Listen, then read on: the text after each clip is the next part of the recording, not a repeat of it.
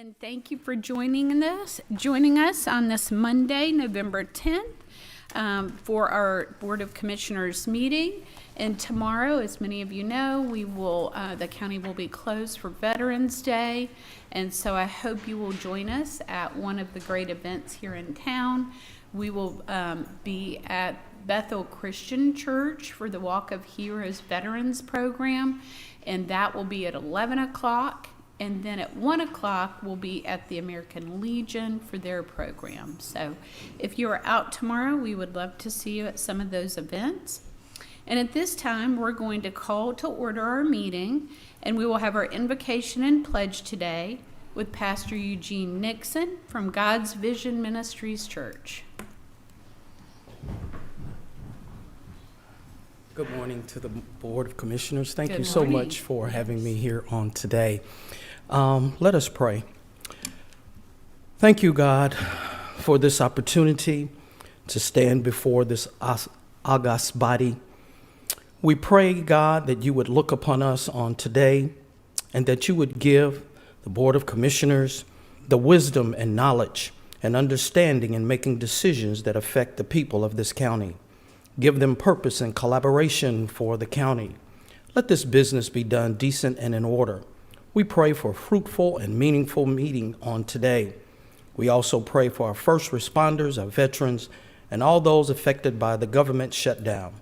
We ask these things in your Son's matchless name, Jesus Christ. Amen.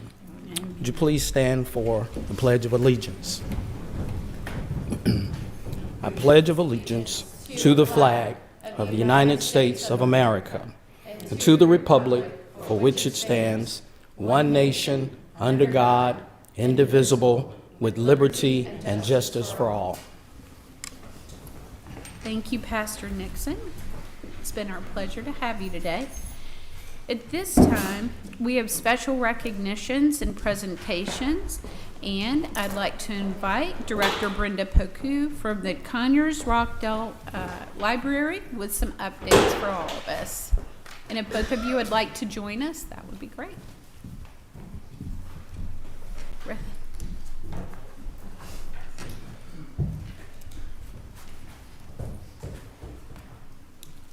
Good morning, Commissioners. Good morning. On the behalf of the Board of Trustees and the Public Library, we welcome being back in your house. Thank you for having us.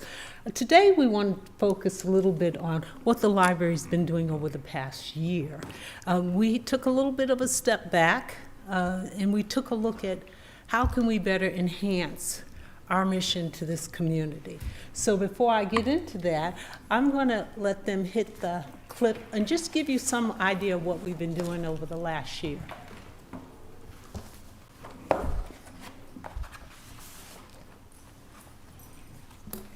So Ms. Poku, the PowerPoint is being operated by our wonderful PR department, which are behind the scenes, you can't see. So if you will just say next slide, they'll go to the next slide.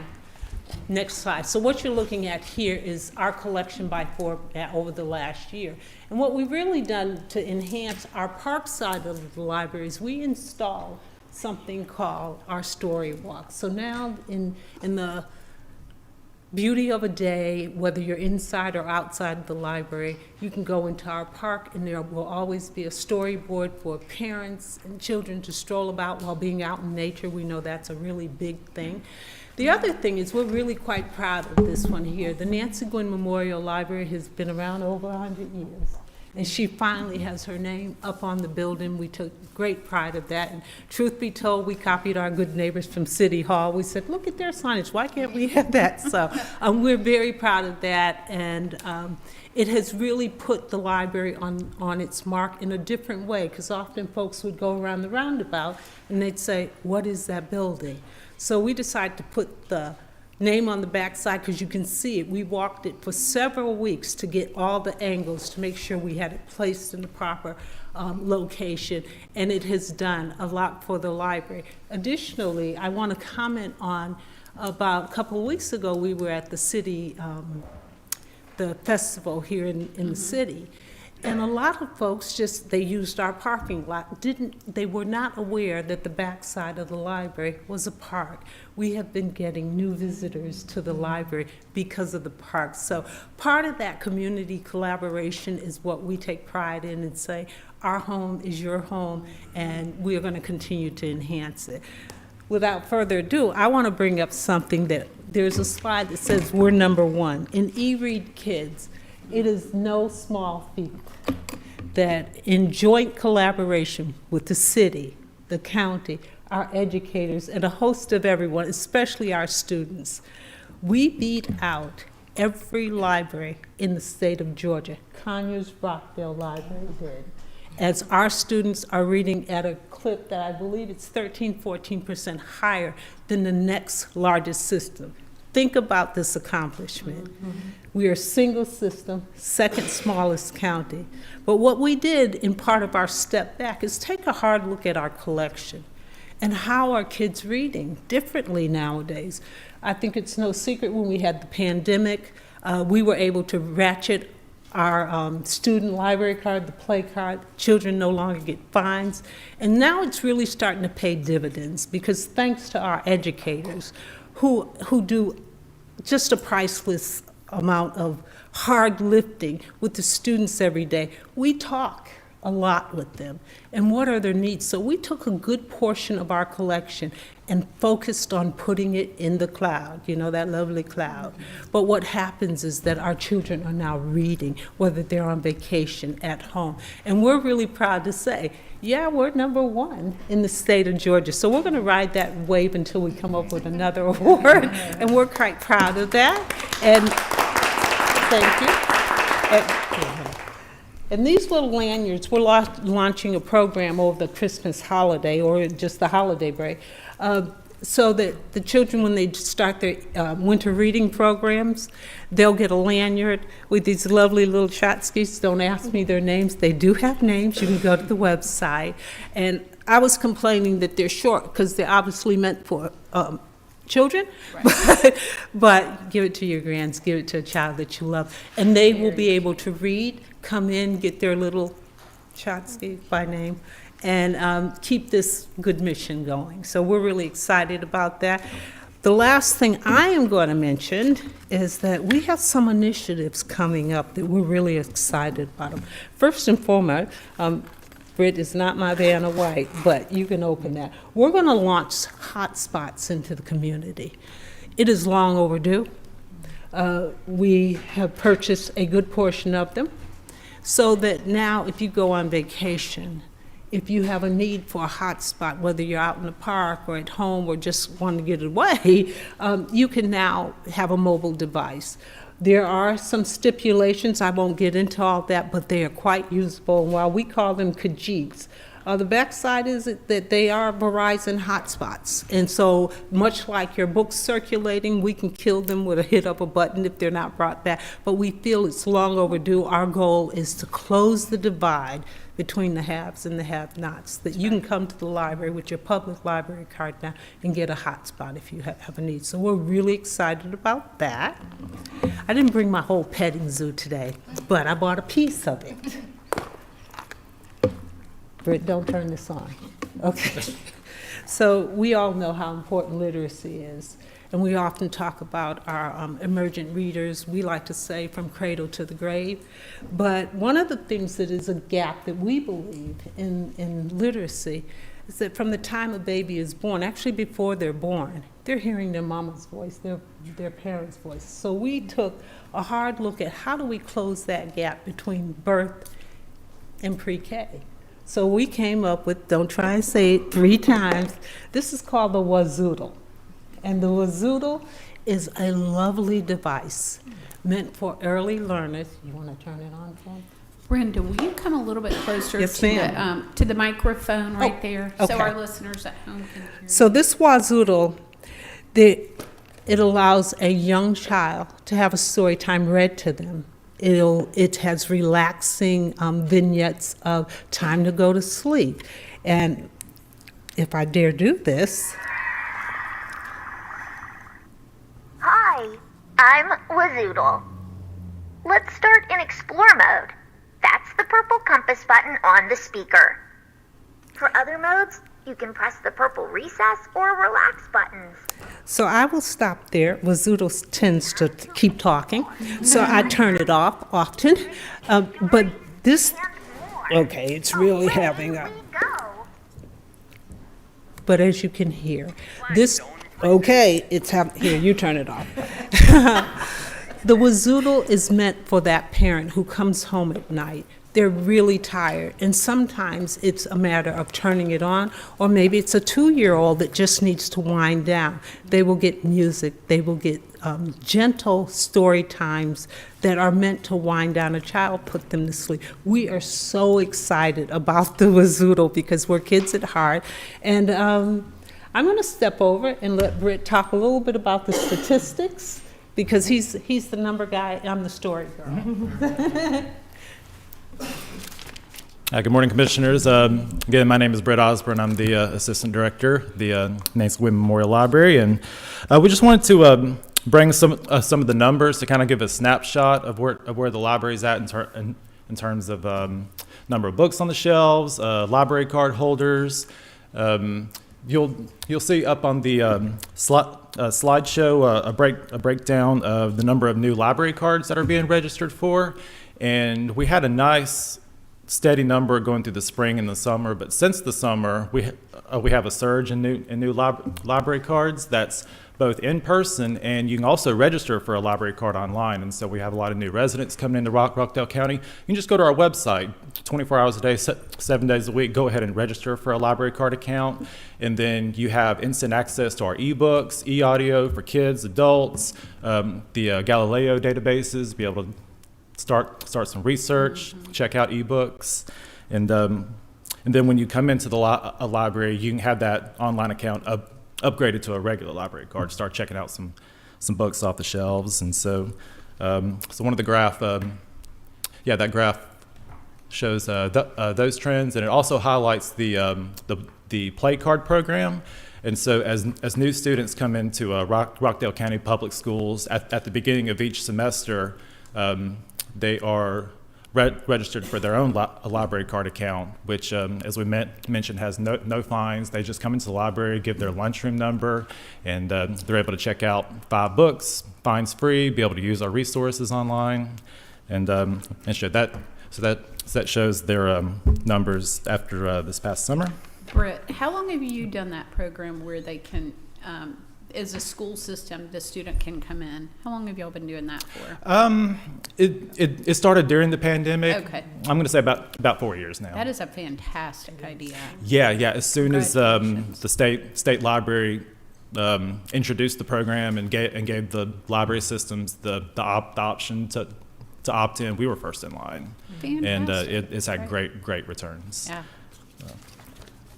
So also wanted to show out of our library users, currently 81% of our library users live here in Rockdale County, so that's our residents using our library. But this also shows the other 19% are from just out of town, so we're pulling people in from Newton County, from Henry County, Gwinnett.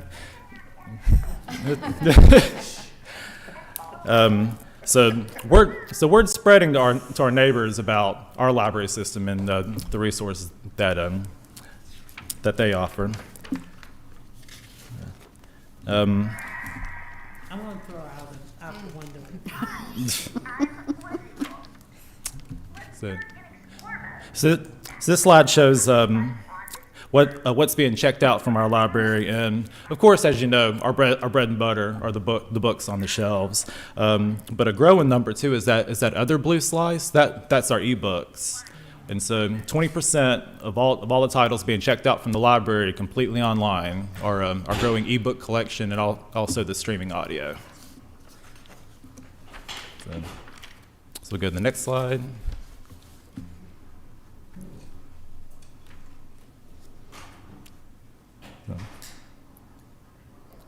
And this gives a snapshot of what's on our shelves when you walk into the library. Of course, you see that blue slice again is going to be the books, but this also highlights the other formats that are offered. You know, you you have your books on CD, the DVD movies, music CDs as well. But this also shows how our devices are checking out, and devices include Chromebooks that you can come to the library, check out for 2 weeks. But it's also going to show to our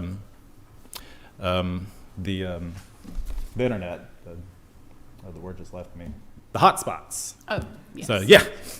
So that's going to be included there as well, and we're also telling people about our park passes as well, and so you can also come to the library, check out free passes to the state parks and other amenities around the state as well, and so we have more information about that on our website as well. Very good. So I want to add one thing, last but not least. We took up an initiative in December where we Will you speak in the microphone? where we decided to bring passports online. It has been a resounding success for our library. It was born out of when you can go through several counties looking for a passport picture late at night, and then the picture ends up looking worse than your driver's license. You understand there's a need. Yes. Who did that? So we went to work. It took a little bit of work to get on board with the government, but we got it. And we do something that's different from other communities. We do it by appointment. We respect that everyone's time is precious, and you can ill afford to be standing in line hoping you'll get an appointment. So we do this by appointment. We, of course, have the photo booth. It's already curated, so configured so that it matches exactly what the passport agency is requiring. And there has never been a day since we launched that we haven't had our appointments booked. Coincidentally, Britt sent me an email just last week. We've added 2 more passport agents because the demand is huge. So we're going to start doing it on the 19th on Saturdays as well. So we're excited about that. We'll continue to move forward. We're also really just happy to be a part of this community and always looking for ways to better how we service this wonderful community. So thank you very much for your time. Well, I just want to thank both you and Britt for your leadership and vision for the library, as well as the Board of Trustees. We know how vital your services are, and in our family, it was a rite of passage for our children. So we have pictures when they would get their library card, and so it's very meaningful, the relationships that you build at the library, and we appreciate the work you do. Thank you.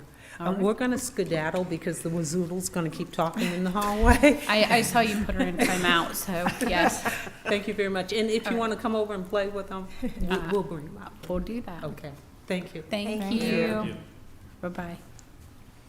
All right, at this time, we have the 2026 Rockdale County Employee Benefits Renewal Presentation from Director Holmes and Alliant Insurance Services. Good morning, Madam Chair, Commissioners. Before you this morning to introduce, I'm going to be introducing Alliant, which is our new insurance broker. So we're excited about the work that they have done. They've been with us for about a month now. About a month, yeah. Yeah, about a month. And they jumped in full steam ahead, jumped in at a very busy time for us as well. It's open enrollment. And so they're here this morning to present our renewal for the employees this year. I'm going to be introducing Ms. Tammy Starkey. She is our point of contact, and again, she's been, she and Vanessa, who is our counterpart, very responsive. Again, she's our dedicated point of contact for the account, and we're excited to hear what they're going to be presenting this morning. So I'll be introducing Ms. Tammy Starkey. Thank you so much. Good morning, Chair and Commissioners. Good morning. So as we approached the open enrollment and renewal cycle, we were first looking to identify where do the plans stand now in comparison to other public entities and to other public or other employers locally. So benchmarking the benefits, the cost of the benefits for the employees, and also looking at the renewals from the insurance carriers to negotiate and best manage those for budget and benefit value. So on the first slide, you'll see our Anthem plans, which are offered to the active employees and the pre-65 retirees. So we've outlined here the cost that goes into the Anthem plans. First and foremost is the claims expense, the medical and prescription drug claims that are incurred by the employees, retirees, and dependents on the plan. So currently projected for 2025 plan year, which runs a calendar year, at about $10.5 million. And looking at, with the trends on the plan, the utilization, the ongoing cost, and some of our high cost, projecting that to increase by approximately $1 million into 2026 as we budget for those projected expenses. So our actuaries look at the last 3 years of experience and project that into the future based off of your specific utilization, the trends within your population, and also projected future cost of care and medications. So that's about a 9.8% increase overall in the budgeting for the health plan with Anthem. We also have within the plan administrative fees and then a pharmacy rebate credit that comes back in full to the health plan. So with that, we're looking at a slight decrease overall in the cost of that because the pharmacy rebate is increasing. So overall, about a 1% decrease in the administrative fees paid to Anthem for them to administer the claims and access their network. Can we enlarge that slide a little bit for people that are watching? Is that possible? Do we know? Okay. All right. Sure.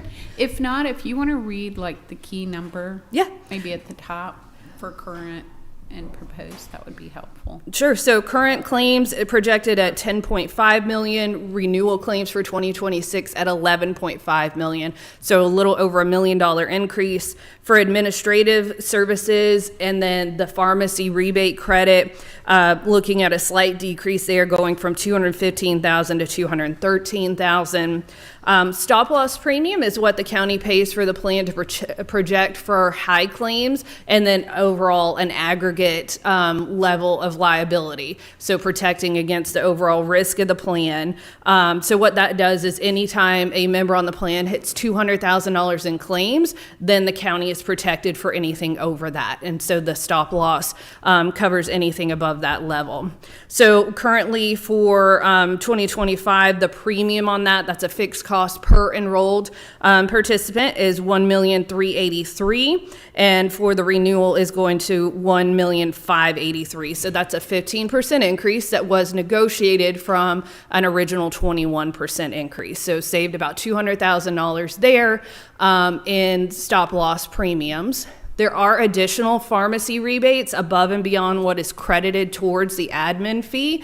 That's decreasing slightly from currently $932,000 projected to $902,000 projected. I say projected because that's based off of utilization, the types of medications that are on the plan, and what's rebated based off of those drugs. So a slight increase in cost with a reduction in rebate of almost $30,000.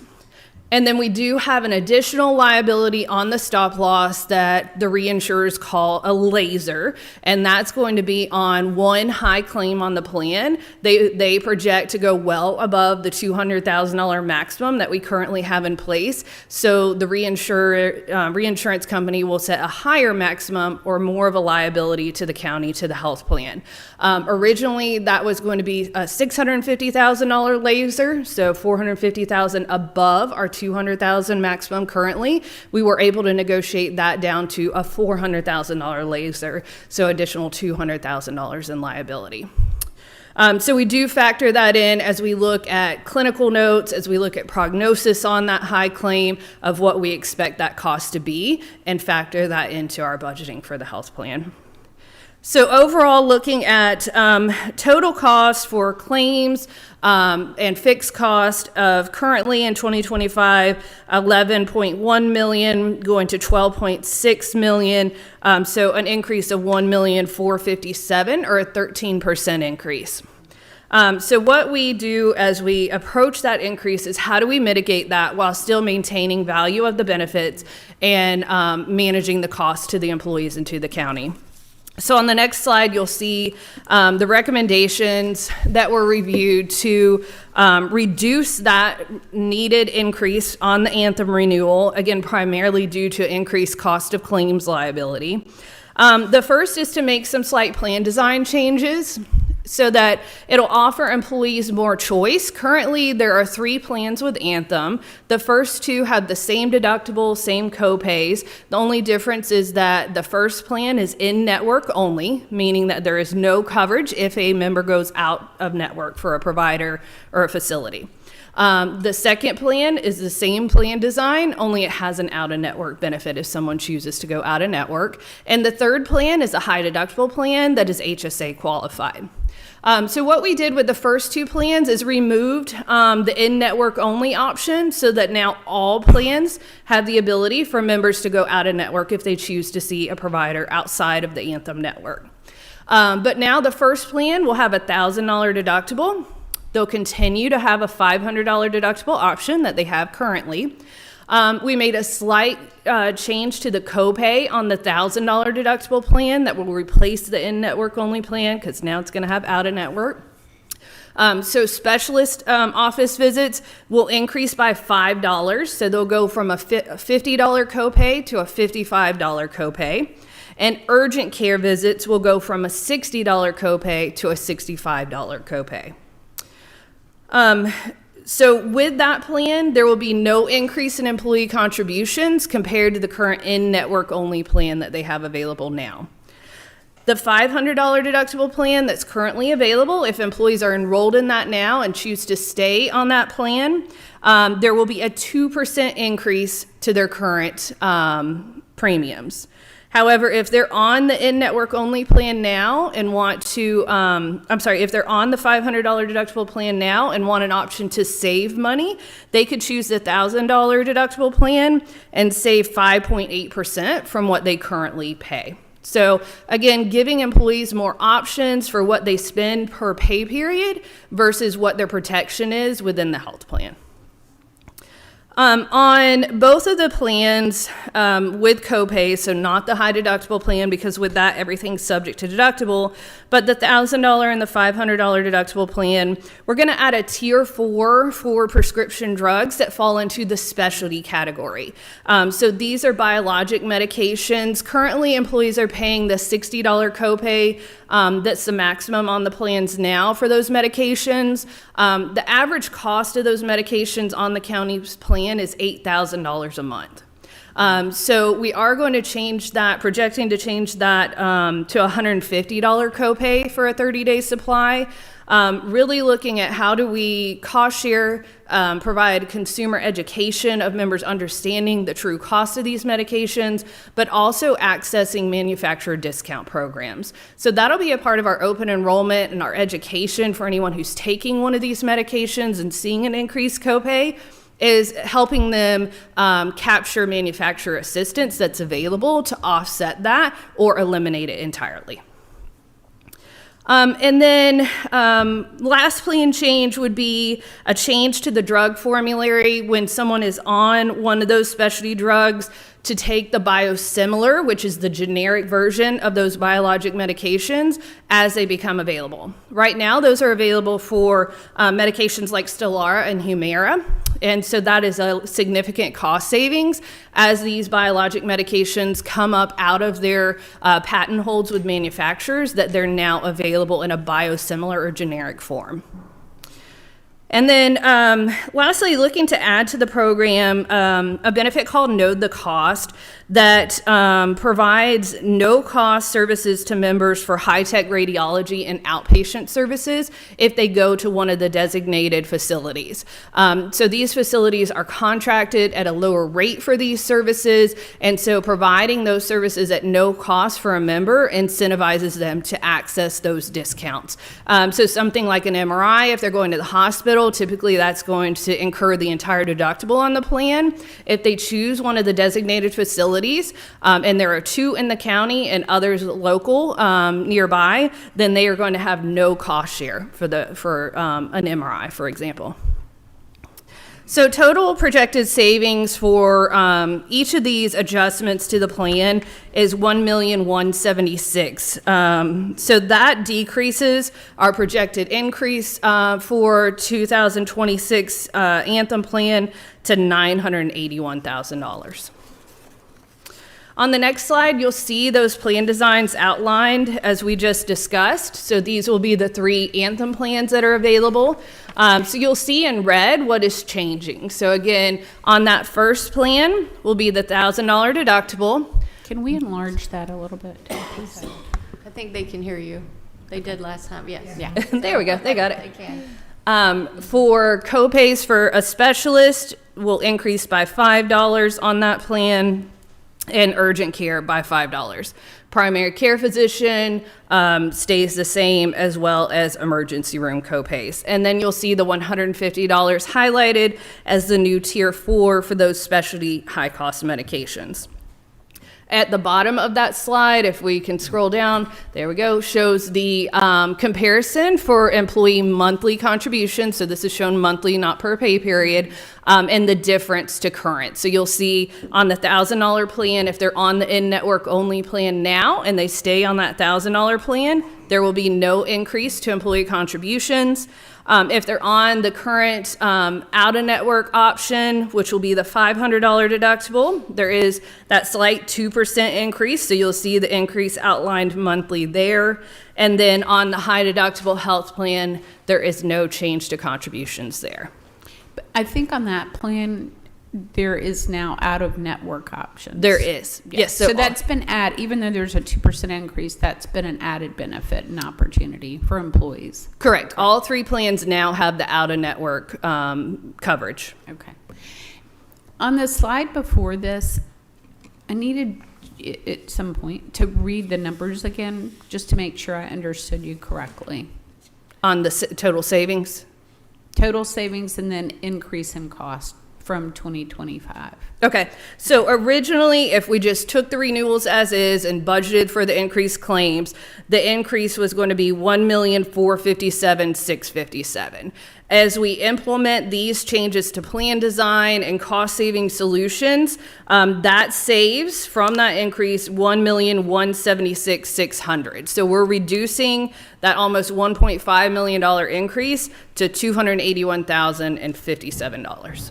Okay, that's what I wanted to hear. I thought you said something about an increase of 900 and something thousand, so I just wanted clarification. No, $281,057. Okay. And I really want to congratulate you for jumping in, because I know that all turned around very quickly when we were aware of the proposed increases. And so I think as a broker, bringing you on really was paramount in making some of these adjustments and thinking outside of the box. So thank you for your hard work. I know that was a short time span. You know, it's what I love to do, but we Yes. definitely appreciate the partnership with the county and the ability to begin serving your employees, especially as we educate them through this open enrollment process and the changes to their benefits, to make sure that they understand their coverage options and the best solution for them and their families. I do think that it's such a complex issue that a lot of people get frustrated by all the options. And so I think the opportunity for the employees to have that time span starting, I think, November 10th, to sit down with representatives to talk about how they use their plan and how they can best make the best choice for their family will really be important. So I hope all the employees in Rockdale do take time to make that a priority so they can get the best fit. So thank you. Absolutely. We'll be sending out communications starting this afternoon so that employees understand what their opportunities are for education. On the 13th this week, we'll have educational sessions all throughout the day. We'll also have our counselors on site to assist them with the enrollment process, answer any specific questions they have about coverage or their specific needs. And then we'll also have online solutions so that if they're not able to attend in person, they can attend a teleconference and then also have a recording that they can share with their families. Okay, great. Thank you. The other plan option that we have on the next slide is the Kaiser plan. This plan is fully insured through Kaiser, so it's a set premium. based off of the coverage level. The original renewal from Kaiser was 9.95% increase. We were able to work through negotiations and secure that at a 3% increase, so a savings of $118,000 compared to the original renewal. So that total increase is a little over $50,000 annually based off of the current enrollment on the plan. On the next slide, you'll see the proposed employee contributions for this plan of being split of that $50,000 increase between county absorbing it and employees absorbing it. So this is a 4.5% increase to employees' contribution. What we're showing here again is current monthly contributions and then the employee increase on a monthly basis. And if we could have that screen enlarged as well, please.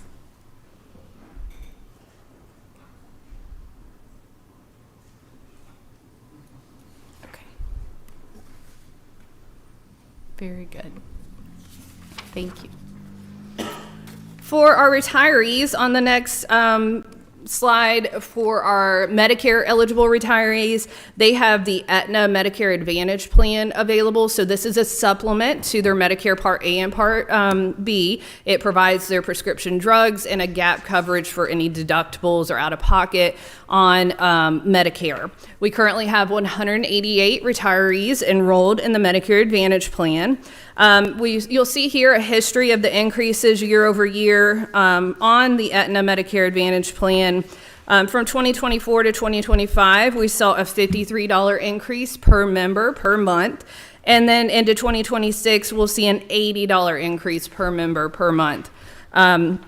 We are seeing some benefits coming out of negotiations within Medicare. One example is that insulin medications are now capped at $35 a month for anyone on a Medicare plan, and we're seeing increased focus on high-cost medications and the negotiation in that cost for Medicare recipients. So we continue to see improved benefits there. With this plan, a member has no deductible. They have a $10 copay for a primary care physician, $20 copay for a specialist, and no cost for urgent care. So no proposed changes to the overall benefits within the plan design, but there will be a share in that $80 increase based off of their contribution structure of years of service and age at retirement.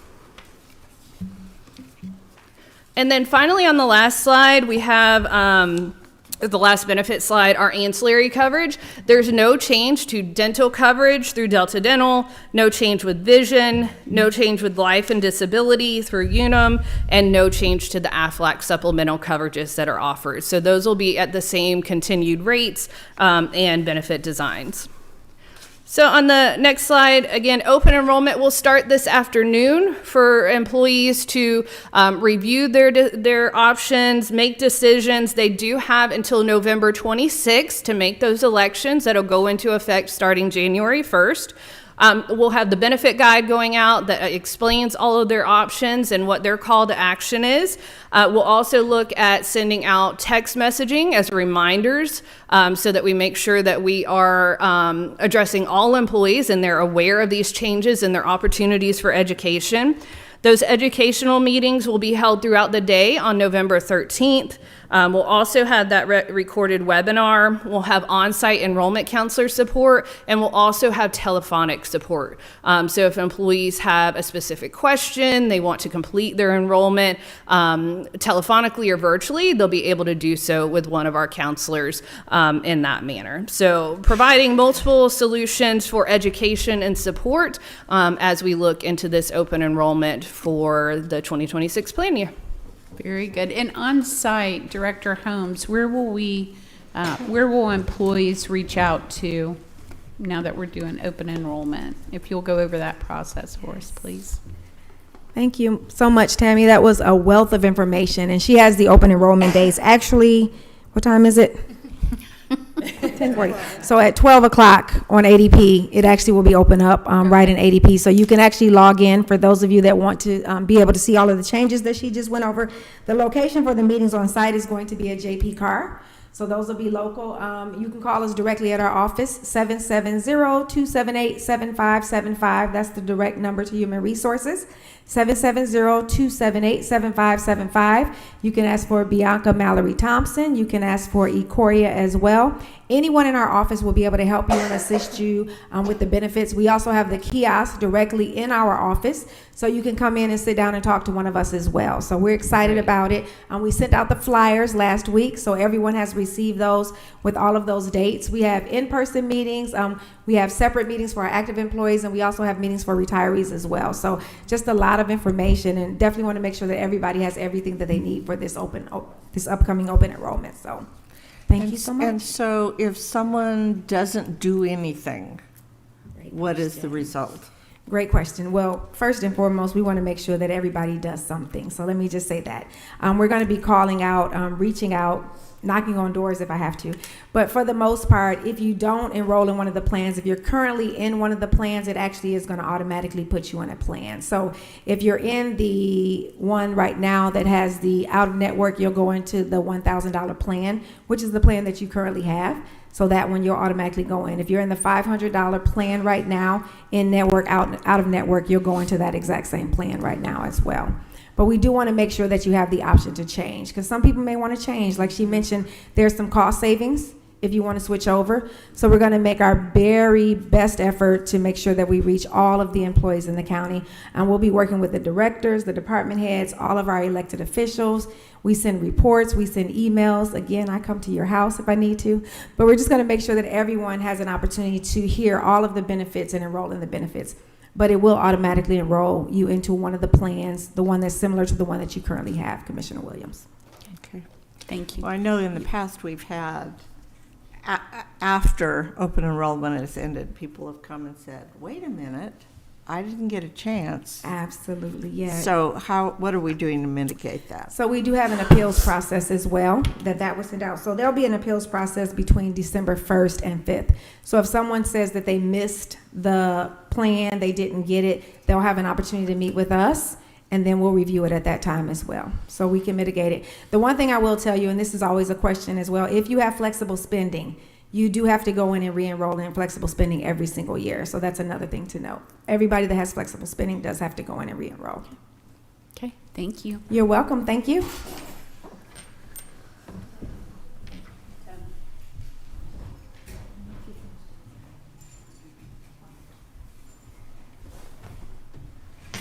All right, thank you very much for the information today.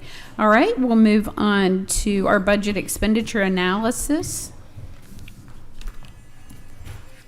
Good morning, Commissioner. Good morning. We're going to present over September 2025 budget to actuals. Okay. And then we will present over budget for the 2026. For 2025 actuals, we are looking really good actually. The three categories as usual is green, blue, and white. The greens are the ideal percentage right now is 25%. So if it's above ideal percentage, then it is going to be in green or white. Greens also underspend comparing to the two last Septembers, and the white are, I call it, trending nicely. Trending nicely in Yes. white. Green is really good because that's where we're saving right now compared to Absolutely. the last two Septembers. And blue is Have some concerns. yes, hope. and maybe it's just the way that certain bills are paid and Yes. the way they come in for the year. So, and if we could enlarge that a little bit, maybe to, we might have to leave off some of Sure. the comments, but maybe for our people in the audience, this will be helpful. And then also there are comments on the side, on the very right-hand side, Right. that why the blues are some. I think they will land on budget, but has some concerns right now. All right, so for instance, we would look at, the first one would be elections, and if we scroll over, then we're able to see that, Yeah, they're all over September on personnel services and benefit. It all right, could be fine. that I should have brought my glasses, but, It's okay, okay. so for elections, the reason was what? They're in personnel and services and benefits. They're over right now, but I think they might come in right on the budget. Okay, but good. right now they are. All The right. same thing about the other blues with some concerns over there, but I think they're all going to be fine at the end of the year. Okay. If everybody okay, I'm going to take to the next slide to. Can you talk- go, before we go to the next Sure, slide, let's go to the green departments if we can, that are trending green. Sure, Let's sure. The see. first green is Board of Commissioners. And Yay, good job. Good job. Yes. Okay, I like that. And I think Mike is also here. Public Relations is the next green.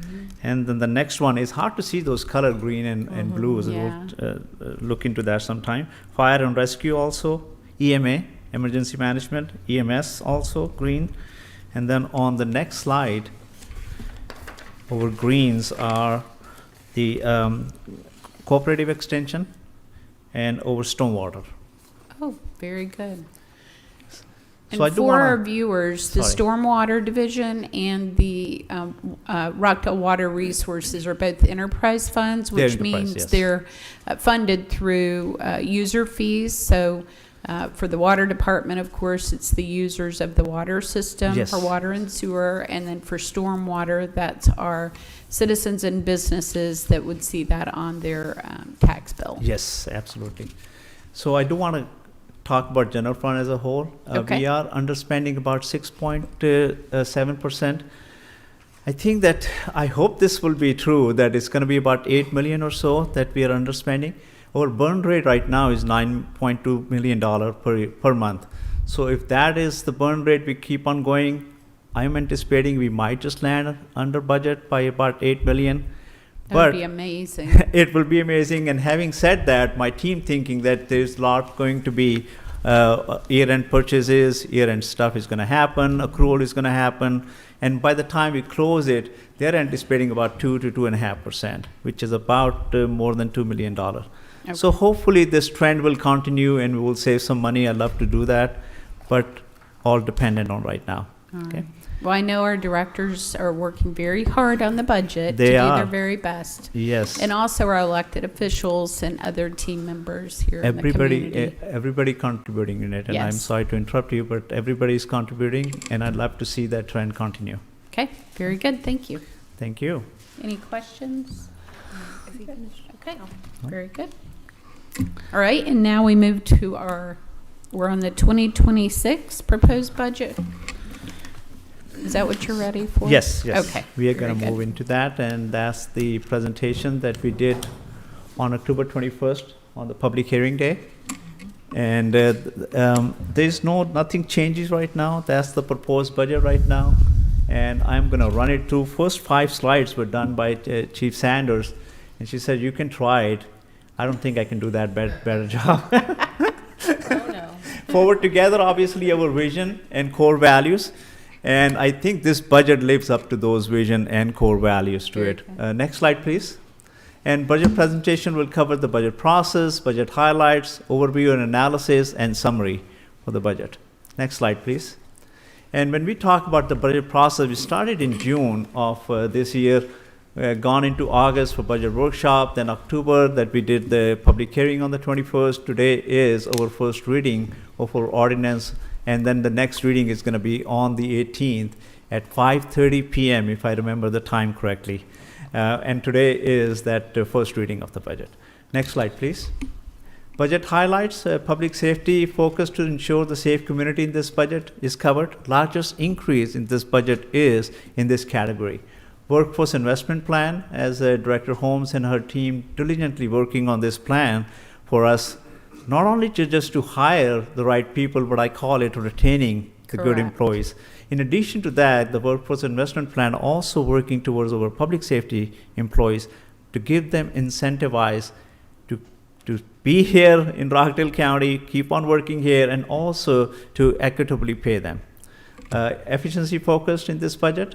Example of it in this budget is about $300,000 saving in for the bringing the janitorial and HVAC services in-house.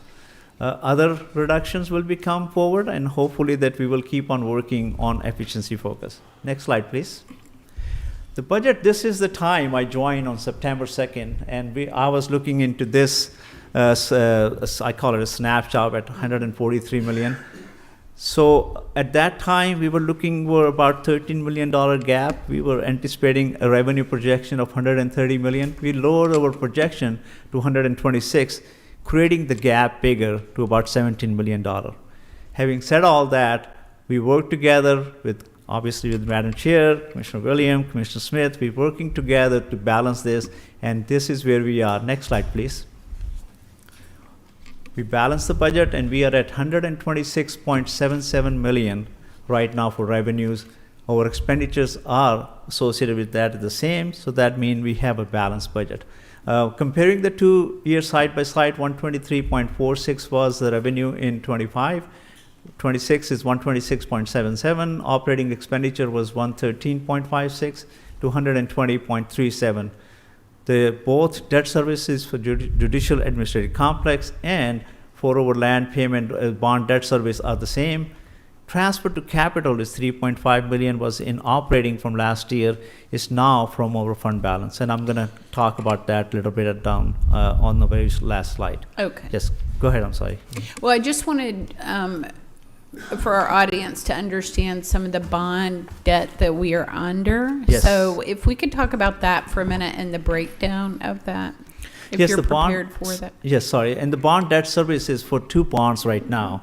And there is also, we call it a loan payment also in addition to that. The 2 debt service over here is one for the land for about $1 million and for our public facility public facility authority bond that we issue for our judicial complex over here is about $5.5 million. So All right. those debt services are in this budget as it is. That debt service is 5.5 is going to go up in 2027. I don't want Yeah. to talk about that. Yes. But there's after the completion of that project, the debt service is going to go up. There's another debt service that's going to get off at the same time. So we call it a level debt service budgeted for our county right now. So, and really, I think this is so important for the public to be aware of because I know that for Commissioner Smith and I, when we came in January, and I know for Commissioner Williams, we've all been steadfast about looking for opportunities that will positively help our citizens and businesses in the community by reducing the tax burden. So when we look at this, just to make it very clear, under the Public Facilities Authority, we have about $5.5 million Yes. debt for the courthouse and administrative complex this year that's reflected in the budget. It is, yes. In addition, we have about a little over 900,000 that is debt for the Sigmund Road property that was bought for about 8.8 million. Is That's that the- right, that's 8.8, correct. yes. Okay, and that's for the Sigmund Road property that we have of about 35 acres. We also have loan obligations for Costly Mill. Yes. And that's over 900,000 if I'm, It's or very to a close to million. million. A Yes. million? Yes. Okay, so you add those numbers up and they're pretty substantial. They are In substantial. addition, we have our fleet services, which is about 1.4 million. Is that correct? And Yes. then we have, that is for the cars that we have throughout the county. And in January, we made a decision to use the fleet we had and not add to it this year at all. Hopefully that's the plan. Well, that's my plan, and I hope we can all get close to those numbers. But in this budget, Yes. is that the plan reflected? It is reflected right now, yes. Okay. Next slide, please. So general fund revenues is taxes are, I'm sorry. Can I stop Yes. you Go for a ahead. minute? Yes, I think also the public needs to understand, if we go back one slide. yes, please. That Yes. last year, the capital improvement of 3.5 million came out of the general budget, the general fund. Yes, it was. We are actually taking it from our fund balance, which means we're using our savings to budget that 3.5. So, Exactly. are we really saving a whole lot? We're pulling from our savings We to pull save. from our Yeah. saving, and it Yeah. is intentionally done that way because our saving, right now, I call it a fund balance or reserve or rainy day fund, is quite above the 35% It is. minimum. Yes, And it that's the is. one reason I call it an opportunity cost that we are incurring because of that. We'd rather use that to bring that reserve to the level that we feel comfortable about. 4.2 months or something in the reserve right now. So that means the county can run if something happens for Right. that many months. GFO recommend from 2 to 6 months, the Government Finance Officers Association. So we are, I call it on a higher end right now. Hope that answered the question. Yes. Thank you Yeah, for I that. just want them to understand Sure, that sure. the savings is offset because we're taking it from our Absolutely. savings. Next slide, please. So the revenues we were talking about is taxes is 88.101 billion. 70% of our revenue comes in from those taxes. Other financing sources is our host money come into this fund by the fund balance transfer. 19% charges for services, 6.2, 5% fees and fines and forfeitures, miscellaneous revenue, and license and permits all And together. can we enlarge that so we can see Sure. the blue side with the breakdown, please?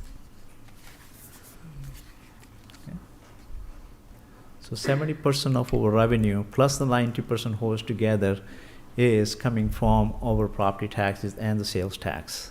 And this year, we also worked on increasing some of the user fees in the county. Yes. So for, when there's planning and development, for instance, Exactly.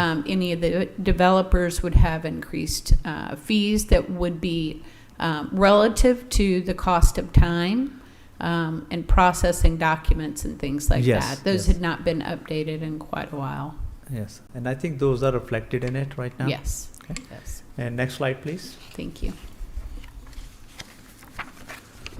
When we look at our expenditures, it's again 126.77 million, salaries and benefit 58%, purchase and contract services is 25.14, which is 20% of the budget, supplies 9.97%, and indirect cost, which is 14.99 million, 15%.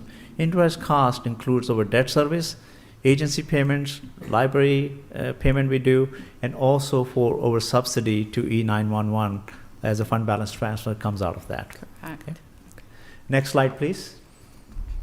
Operating budget by county services, if we divide our county into 5 categories, public safety is 60.27 million, which is 45%, general government is 42.94, 35%, court services 13.5 million, 10% culture and recreation, 7.97 million, 6%, and transportation is 5.16, which is 4%. Next slide, please.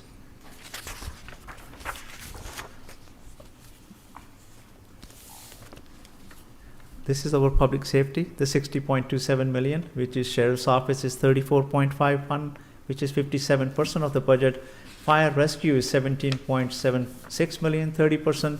E911, although it's a special revenue fund, doesn't belong to general fund, but we added that over here to show the public safety as a whole.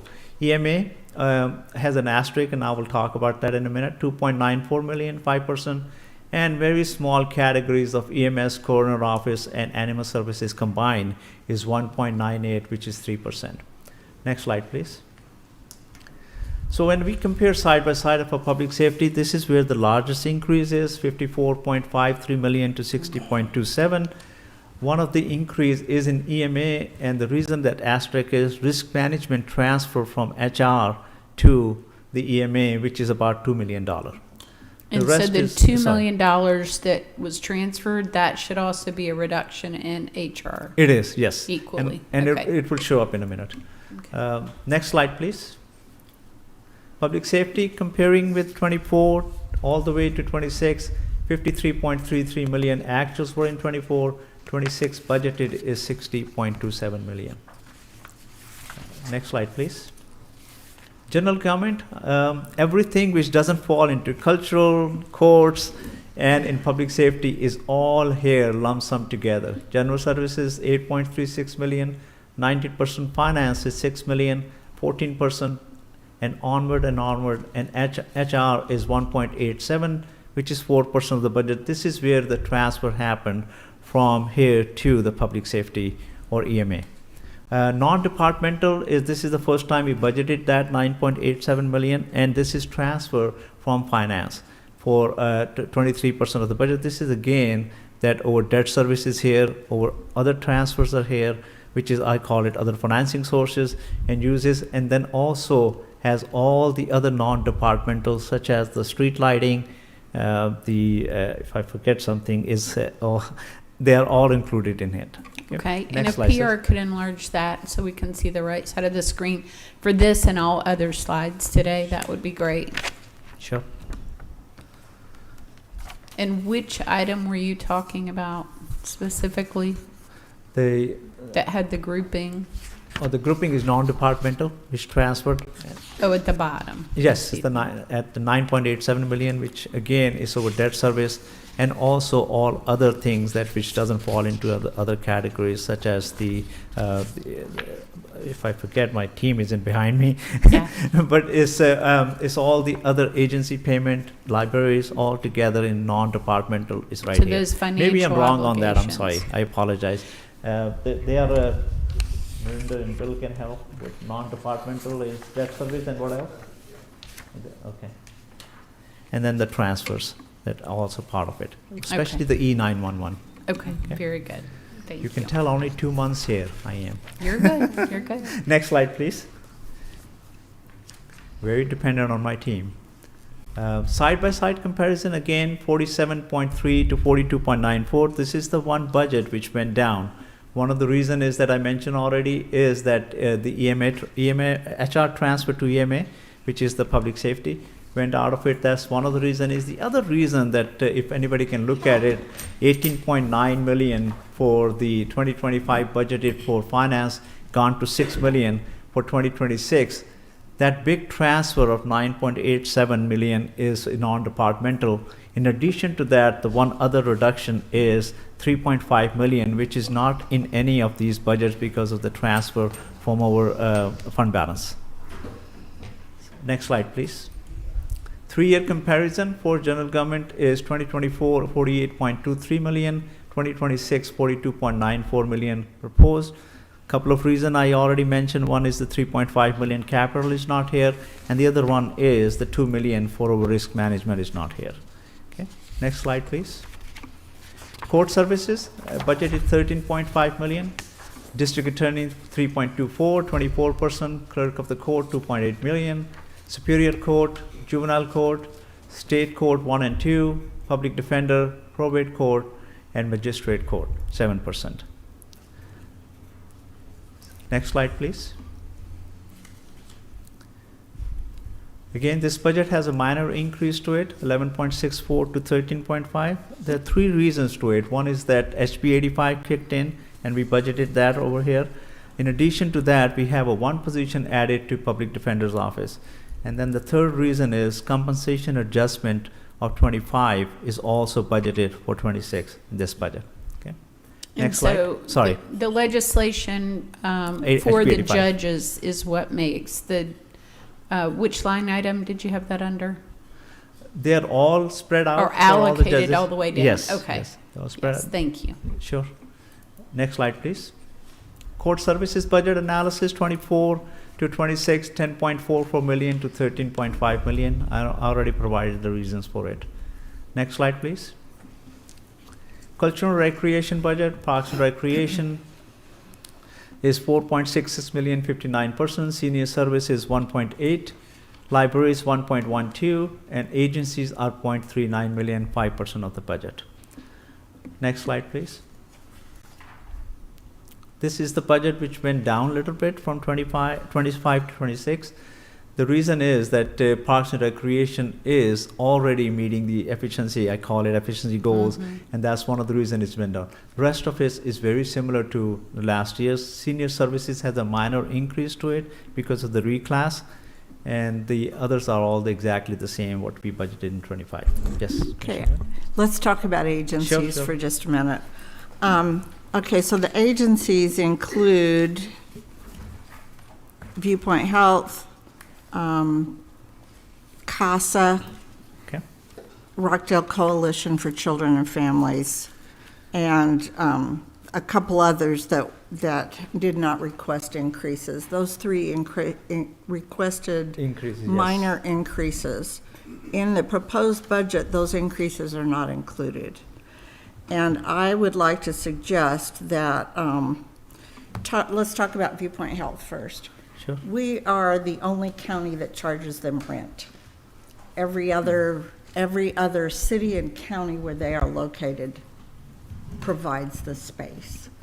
So while they're paying us $200,000, or while we're paying them $200,000, half of that almost comes back in rent.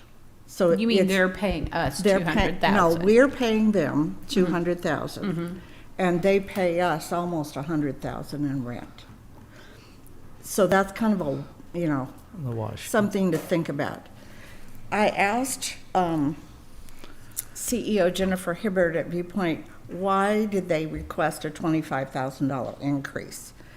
And she said it's because they are providing services at the Play Therapy Center in Centerville for children and families in Rockdale County. So I think we need to really rethink that. I also think with CASA and the Rockdale Coalition, their requests were $5,000 for CASA and $3,750 for the coalition. Those are minimal. I think those are entities that serve children. CASA specifically serves children who are in foster care, whose parents may be in the court system, they need representation. Children and Families does a lot with Rockdale Emergency Resources and those agencies, the other nonprofits.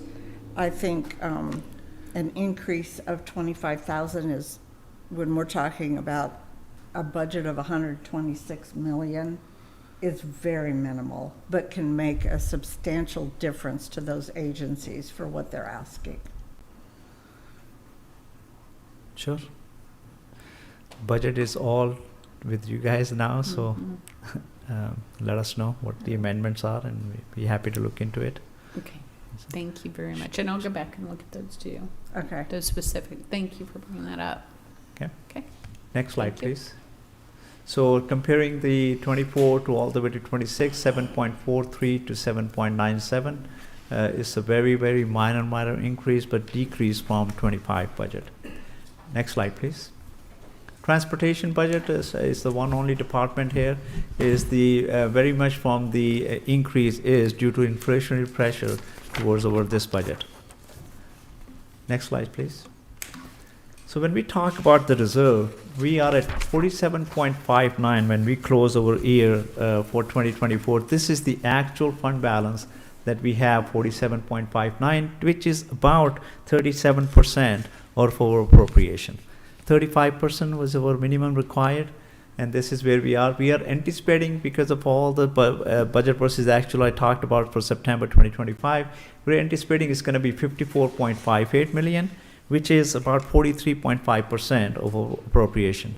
Going to reuse 3.5, as I just mentioned, that we used it out of this, is going to go down to propose 51.08, which is about 40 points, almost about 41%. Again, 35% is a requirement, which is about $44.3 million. So this is about $7 million higher than what is minimally required at the current policy level. The fund balance reserve for JAC is 13.3. We are keeping that. Our millage rate, 18.69 was 24, 18.282 in 25, and we're going to be looking at that in August of 2026. That what we need to set that up. Any questions? Next slide, please. So in summary, general fund is structurally balanced. We balanced over $126.7 million into our expenditure revenue. Capital improvement plan is also budgeted. All other funds, including our enterprise funds, are all budgeted. Goals is to continue to be efficient and reduce the budget going forward. And that's the whole plan is together. And we can make it happen by working together. Absolutely. Yes. Next slide, please. For any questions and anything, me and my office is always available. I'm going to be here after the Board of Commission meeting. If anybody has any question, I'd be happy to answer. This is posted on our website, and I really appreciate you guys, and especially for meeting after the proposed budget for Commissioner William and Commissioner Sif and your team. Thank you, Madam Chair. And Director, if you don't mind, I know that you have had an extensive career in the finance arena. How many years were you? I was in 35 years in Salt Lake County, year and a half in Chattanooga, for city of Chattanooga, and now I'm here for 2 months now. But 35 years in Salt Lake County. That's Salt Lake County. impressive. Yeah, that's great. And I should tell the audience that when I have been at national conferences, I've met a person who knows Javed, and said they miss him and they think he's wonderful. I appreciate that. Thank you very much. It's that sometimes family makes you move, and that's what happened after 37 years in Utah, and I still miss it. I just got back from it, that I went to visit the friends over there, and but having said that, Rockdale County has been really, really wonderful for me. The resident over here very supportive of me. All the departments that I met with is very, very, very much with me on everything. My team is with me, and I appreciate all of you guys. Thank you so much. We hope you continue to enjoy the Southern charm that we have here, so thank you. Thank you so All much. right. All right, at this time, we have Operation Greenlight. We have a proclamation for that. Is anyone here? Okay. Yeah, yeah. This is our proclamation. Okay, We're good. doing it, but we have some veterans. All right. So I'll go down and read this. Would you like to join me? Sure.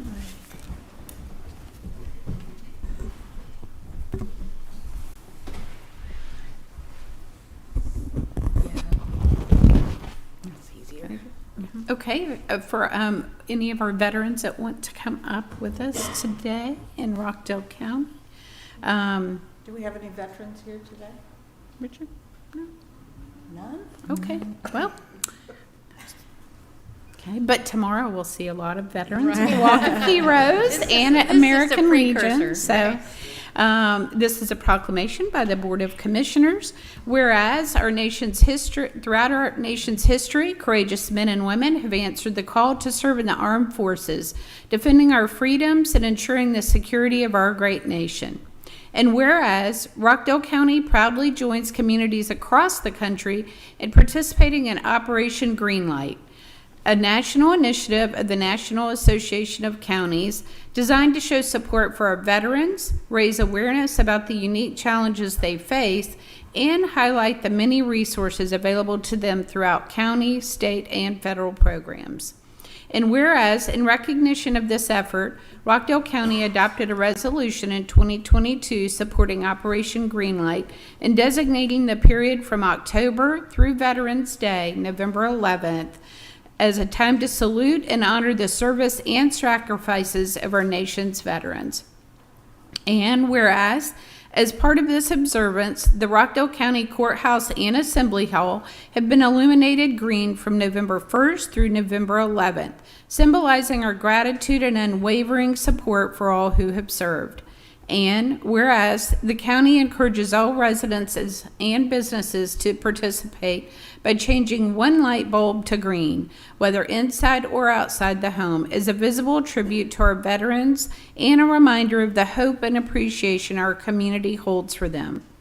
And whereas Rockdale County further invites all residents to attend the Walk of Heroes annual Veterans Day program and 25th anniversary celebration on November 11th at 11 a.m. at Bethel Christian Church, located at 1930 Bethel Road in Conyers, to honor and celebrate the men and women who have served this nation with valor and dedication.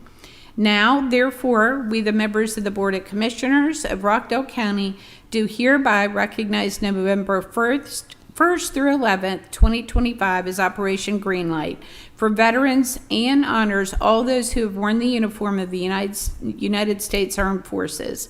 In witness whereof, we have hereunto set our hands and caused the official seal of Rockdale County to be affixed on this 10th day of November.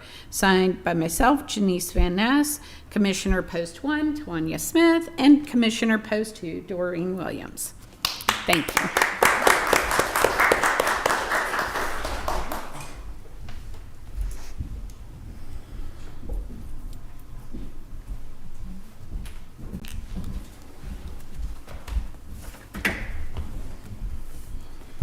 All right, at this time we have public comments, and I will let Director So- Rutledge read a disclaimer. Yes, Madam Chair, thank you. We have a few people signed up to speak. We will allocate 3 minutes per speaker. And just as a quick little note, as we're focusing on collaboration and solutions, I would just like to remind everyone that we remain respectful, address the chair when you're speaking, and for transparency, we cannot address issues related to any items that are going through the public hearing process, ongoing legal matters, or political campaigning during this forum. Thank you. Okay. First, we have Christina Hodgins. Okay, we'd be glad to, and we'll be here afterwards for a few minutes. Joanna Rezick.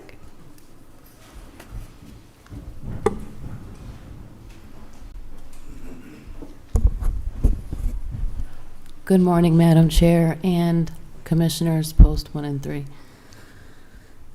So I know we're not allowed to talk about anything, specific, but I just thought I'd come off a fly and talk about economic development and what I think would be cool around here. Am I allowed to say something like that? Yeah. And you can talk about items that you would like to address. Mm-hmm. We just can't talk about anything in land acquisition or the other items that. That's correct. Anything going through the public hearing process or a legal matter that might come up. May I state what I think land could be used for? Sure. So I was just thinking, only 15% of Rockdale County are ages 65 and older. So that does leave a younger population of people who do enjoy being outdoors, whether that's hiking, gardening, spending time with their pets outside. I think on the north side of Conyers where I am off Sigmund Road, it's getting a little crowded, but I could see putting something over there like a healthier restaurant for when you get off the highway, maybe an outdoor sports shopping center like an REI or Dick's Sporting Goods would be really awesome because people can shop there year round. I love hiking in the winter. It's really beautiful and peaceful. Even something like a Petco. The nearest Petco is in a different area. There's only one PetSmart around here, and I love shopping at Petco. So, while the seniors are here and they need their own attention, that's for a different time. I was just thinking that people that love to spend time outdoors could really benefit from something that is economically developed, but it also brings the community and inspires them to spend money in a meaningful and purposeful and productive fashion. Great idea. Thank you. I think that's all for today. Thank you very much. Thank you. All right, next we have Jess. Okay, thank you. All right, next we have Walter Bannister. Why didn't you come up? Why didn't you come up for a proclamation? We would have. You invited said Rockdale County veterans. So when you, I thought you meant county employees. Oh, sorry. That's the no. assumption. I was like, you were dressed appropriate for it. Yeah. I am an Army veteran. Well, retired. thank you for your service. Hey, you're welcome. Okay. Thank you. Good morning, Madam Chair, Post 1 and Post 2 commissioners.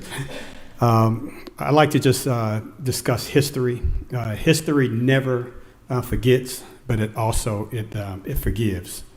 And I say that because the 3-minute thing, on the premise of your campaign, Madam Chair, you said one thing you're going to do is you're going to eradicate the 3 minutes. I understand that time frame does not. It's paramount at times, but we need to look into the 3 minutes based on your proposal when you ran.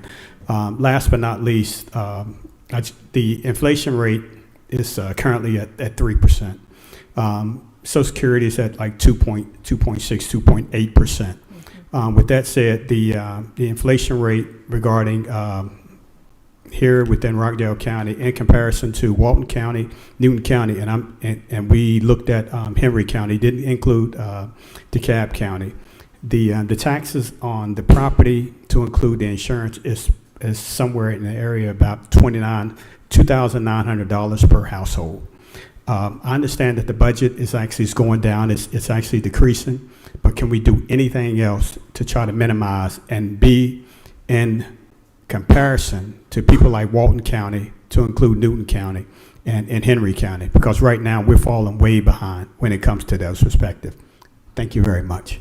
Thank you. And I do want to tell you that their land mass is significantly more than Rockdale County.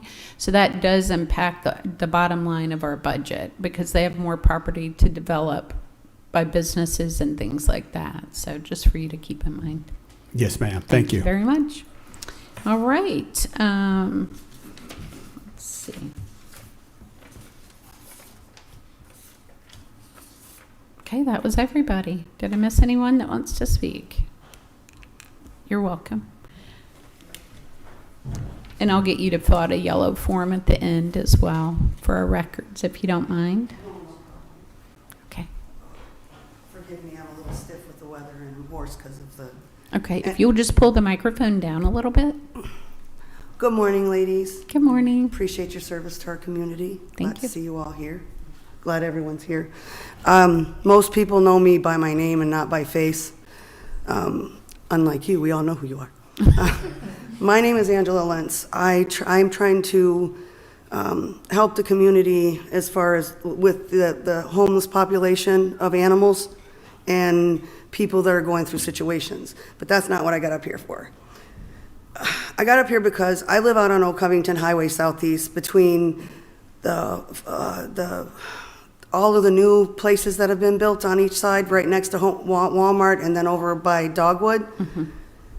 I have picked up so much trash out of my yard that it's an everyday thing. And I'm disabled, but I'm still able, still do stuff. And I still give back. I regularly give back to the community, but I would like for us to do something about maybe putting some signage out there and possibly being able to find these people, because I've had, excuse me, everybody, used prophylactics thrown in my yard more than once. Liquor bottles, cigarettes, which is regular for all of us, which is horrible. You shouldn't be throwing them out. You've got an ashtray or whatever in your vehicle. We stop at a gas station regularly. We should be able to throw our trash out there. So that is one of the things, but I feel like part of that has to do with not having the right kind of how would I put it? Do you live in the city? I live in the county.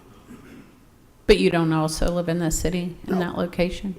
Okay. No, I think it's when you get to the ironworks past there. Okay. So I'm in between that new warehouse and the new luxury housing. Okay. So I know where I'm talking about? Yes. All right. Thank But you. y'all come out. I'm not saying that y'all don't come out and clean up, because they do, but I'm out there every day, whole bags of trash. That was, okay, so that, we all know we see garbage everywhere. So that was one of the things. The other thing is sidewalks, you guys. Kids are gonna get ran over trying to walk from those new places to Walmart. People can't, they have to walk. I've watched people have to jump off of the road because they fly down my road at 90 miles an hour. And that's not an exaggeration, it's all day long. Okay. So that's it. I appreciate y'all being here. I appreciate all of you. Thank you very much. I'm gonna go be quiet. And we will work on that. And just so you know, sidewalks aren't something that we have funding for right now. So those are typically required for all new businesses. They would put those in.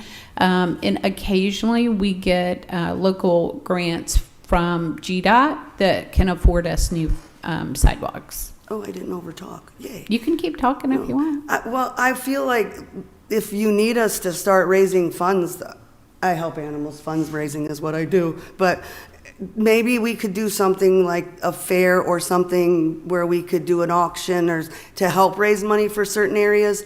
I don't want a child to get killed on my road. Understood. I made them put, and I'm sorry, but I called so much they had no choice. The guy won't even talk to me no more. I made them put up signs on either side of my house that it's a bus stop, because 3 times I watched the kids almost get hit. These people would fly around the bus so bad that the bus driver one year was parking diagonally to let the kids get on the bus without having to worry about them getting And ran we'll over. mention it to the sheriff's office too. They know. Thank you. And look, we finished on time. Hey, Very good. I Thank usually you. talk way too much. Have a good day. Thanks, All right, everybody. thank you. And I think Ms. Gaden also wanted to speak for a minute. And just make sure to fill out the form before you leave today, please. Good morning. Good morning. So, you all know I'm a courthouse hater. But what I want to say is, I personally, just speaking for me, I have a trust issue with the leadership. And because I do believe that there are certain decisions. I know you guys see it a certain way, and I do appreciate you for spelling out the budget and really itemizing everything. However, with 581, we don't have the flexibility to keep increasing this budget, right? We're capped for the millage rate. We can increase the budget, but then we have to be able to balance it, and we need those commercial properties in order to do that. Correct. Now, those commercial properties can opt to leave Rockdale. They have that choice because we opted in for 581, right?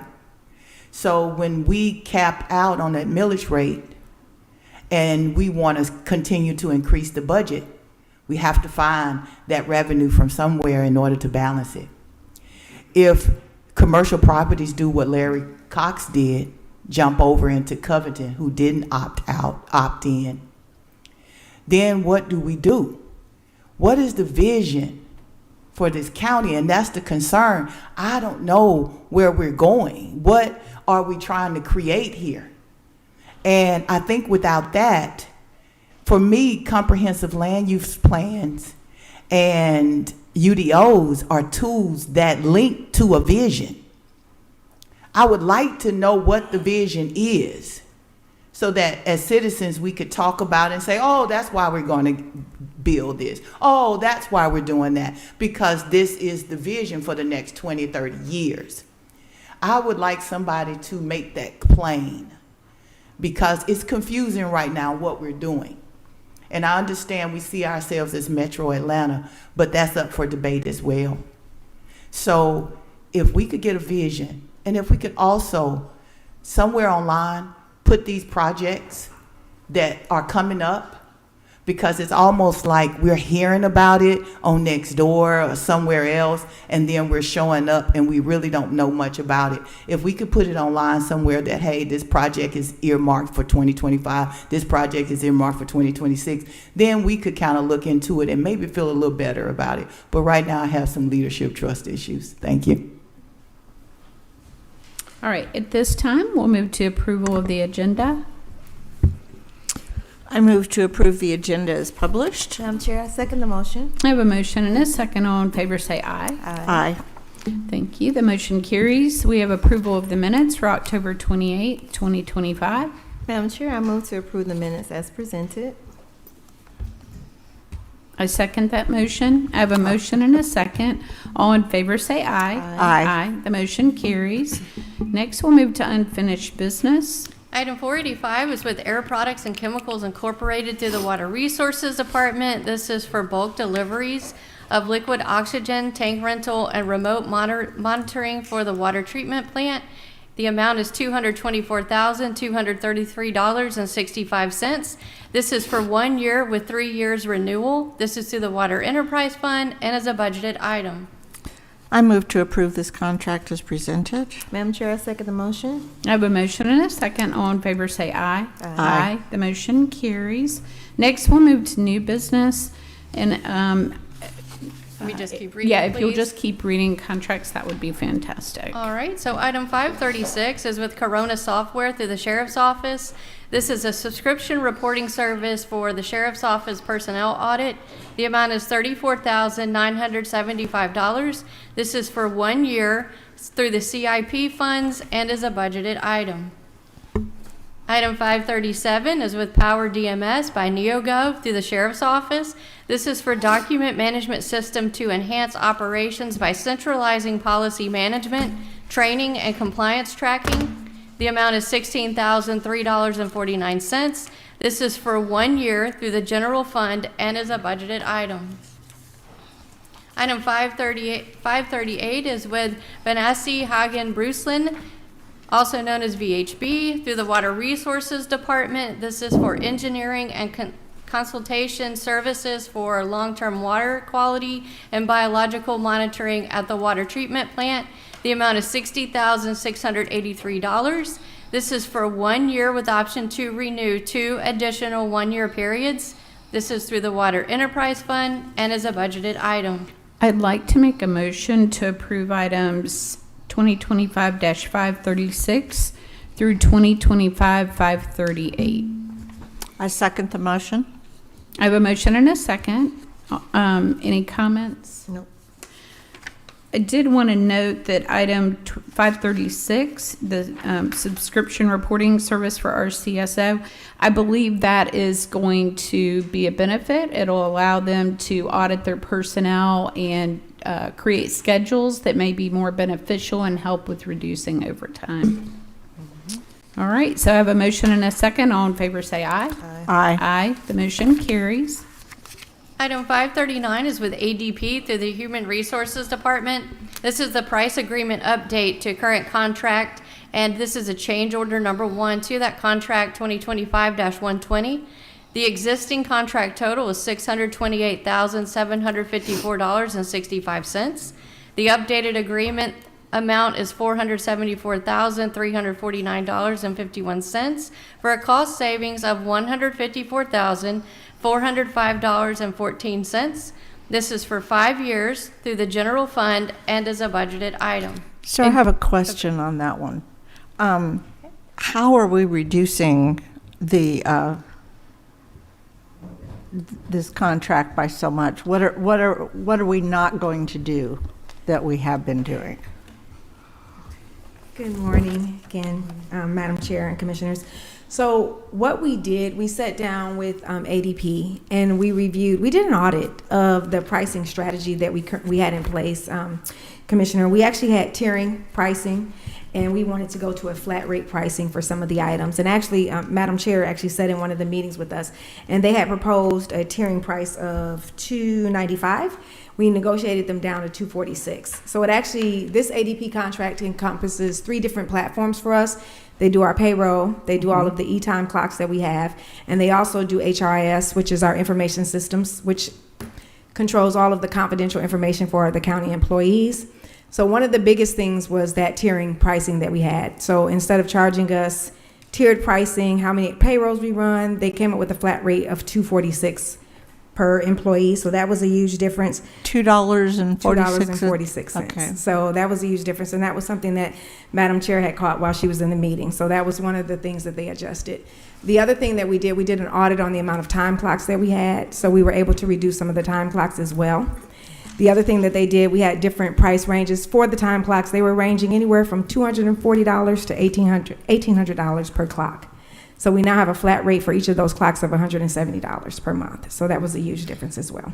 Okay. So just negotiating. We just sat down and negotiated. So great. That's what we did. Sounds good. All right. Thank you. And that's per year, the pricing. Yes. Yeah. Not for the total of 5 years, just to clarify.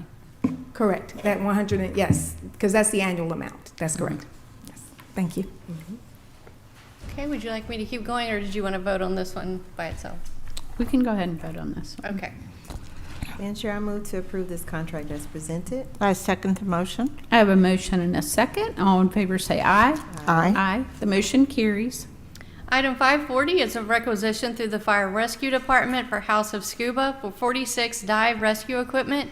The amount is $19,644.08. This is a one-time purchase through the general fund and is a budgeted item. Item 541 is a requisition through the General Services Department for Pratt Recycling for recycling bulk waste rental haul charges per ton. Additional funds resulting from the price increase, the costs offset by revenue from the recycling center. The amount is $137,750. This is through the general fund and is a budgeted item. Can we stop there for just a second? I do, as a side note, I want to talk about this and hopefully we'll have some more conversation. I know that we're going to the hanging tag system. Yes. And I know there is some concern in the community about recycling items. And so I know that for us as a board, we're open to discussion with people in the public. But this is just an example of some of the challenges we have with the true cost of what we incur as a community. And sometimes we might not highlight it enough, but those costs are for the transport transport and actually processing of waste. And so I did want to just mention that as we're in a timely conversation about the tags that will be in place in the new year. So, Absolutely. all right. All right. Item 542 is a requisition through the General Services Department for Laz and Associates for the building renovation at Earl O'Neill Softball Complex. The amount is $90,523.65. This is SPLOST funded and is a budgeted item. All right. Can we go ahead and take items, let's see, 2025-540 down to 2025-542? I'd like to make a motion to approve these requisitions as presented. I second the motion. Okay, I have a motion and a second. Or is there any conversation? All right. All in favor say aye. Aye. The motion carries. I did want to note for the record that our fire department has reinstituted some of the different programs that they had in place previously, and so they are activating the scuba team, and so this equipment is very much needed and appreciated by the fire department. Yes. So, thank you for being here today. Right. Item 543 is a requisition through the Parks and Recreation Department for tandem mobility for 10 standard turnkey bike share service program. The amount is $25,500. This is through the general fund and is a budgeted item. So is this 10 additional bikes, or is this renewing 10 bikes that we have, or? Good morning. Good morning. Everybody. So it's actually, it's 10 that we already have. The contract was for 3 years, and this is the final year for that contract. So it's 10 bikes, 3 stations throughout the county. Thank you. And why don't you talk about the user fee for those bikes Yes, and so- how the program maybe in general is working? It's working. I don't know if they use all 10 bikes. We probably can go down a little less. But it's the rider pays the fee and we collect that fee. So whatever we set, which is set to $1.50 per ride, we collect that as revenue. Our users, it's not as high as we like. We average about just shy of $5,000 a year in revenue, but we still have to pay for the use of those the use of the equipment, and the equipment is maintained. So that's all included in that $25,500. But we could probably lessen the amount if we would like, or see, the usage is going to drop because of the weather, but we see a higher use during the months of, spring, summer, and fall. But we can. And I'll So come I back wonder to if we could do an advertising campaign about, I don't know how many people even know they're there and what the possibility is. Okay, we can do that too. Just to even see if that will increase Yeah. for Yes. this current year that we have the last year of our contract. So if you take out what we get in revenue of about $5,000, it's really an expense of about $20,000 to the budget. And Correct. so I agree that a marketing campaign on how to use them, because it's all based on a QR code, would probably help. Exactly. I think we visibly see them, and you pay $1.50 and it's not per hour. So it's the deal. Yeah. And we could It's set really that a great price. deal. We, as the county, can set the user price. Okay. So if we wanted to raise it or lessen it, that can be up for discussion as well. If we defer the contract today, would that create any issues for time? For the payment, it would be, we could possibly, because this is the payment for the last year with the contract that we have for the 3 years. So we could incur a late fee. I don't know what that is, but we can incur a late fee.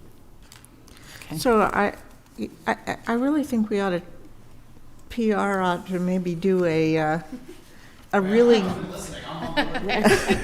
a really big campaign about it and educating the community. Because it really is a cool deal, I think. Yeah.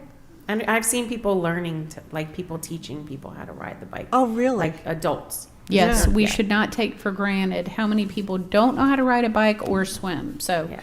I'm glad that our Parks and Recreation Department is working on both of those. So that is something I know people want to learn. So do you have any thoughts? With this contract, are we able to decrease under this current contract, or? Not with that current contract. The new one, Correct. okay. If we do decide to renew in 2026, then we can adjust, we can see how we can negotiate with that contract. In the items, you know, the numbers of bikes, the numbers of stations, we can do that. And we can also increase the fee, the user fee. Okay. Thank you. All right, very good. We will work on that then. All right, do I have a motion? Yes, ma'am. I move to approve this requisition as presented, 543. I second the motion. I have a motion and a second. All in favor say aye. Aye. Aye. The motion carries. Item 544 is a requisition through the Water Resources Department for Exium Water Solutions USA for the Old Salem Pump Station fly lift pump replacement. The amount is $107,103.20. This is through the Water Enterprise Fund and is a budgeted item. Item 545 is a requisition through the Water Resources Department for Delta Municipal Supply for various size Neptune True Flow compound meters for installation throughout the county. The amount is $97,539.80. This is SPLOST funded and is a budgeted item. Item 546 is a requisition through the Sheriff's Office for Laz and Associates for the jail admin remodel door replacement. The amount is $29,065. This is through the general fund and is a budgeted item.